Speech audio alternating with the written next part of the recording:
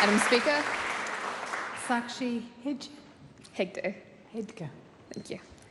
Honourable youth members of Parliament, we've all come together today to discuss important issues that we all truly care about, but also to have the full Parliament experience, including the general debate.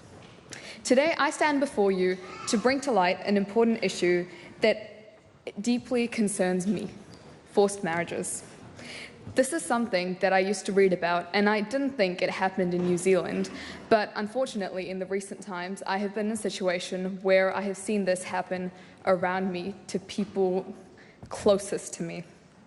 I have witnessed people abandon their education because she had to move to the country of her husband after she found out she was pregnant, after a forced marriage. Several young girls all around our country are terrified by the thought of marriage because they don't know who they might be forced to marry.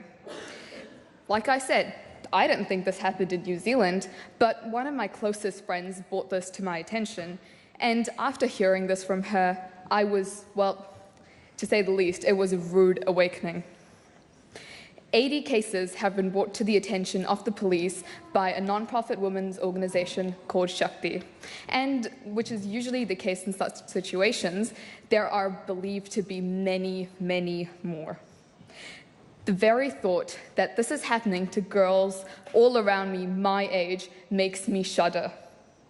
Marriage laws in New Zealand state that a marriage is void if it takes place under duress. And, a couple of weeks ago, the marriage laws have been changed, which is great to see progress. But what about the girls who are being taken out of this country to wed?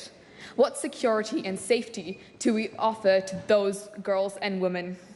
Or are we putting our hands up and saying, well, you're not on our land, that's kind of not our problem? The UK classified forced marriages as a criminal offence in 2014 and has formed a forced marriage unit, which is a joint Foreign and Commonwealth Office and Home Office unit that operates both inside and outside the UK. So what are we doing about forced marriages? 80 is a number that's too big for a country like ours. 80 is the reported number of girls that did not have the right to choose, did not have the freedom to decide what they wanted to do with their life. 80 is the number of reported girls who did not have the opportunities that many of us in this room, I assume, take for granted. We need to act now. We need to start thinking about how we're going to address this, because this cannot remain an issue for very long. Because if we've learned anything from our international counterparts, this number will only grow.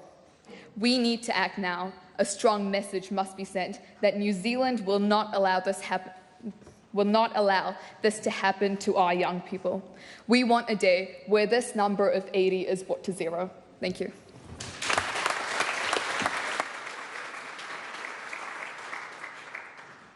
Chanel Carluke. Madam Speaker. Kia ora koutou katoa, ko Chanel Carluke toku ingoa no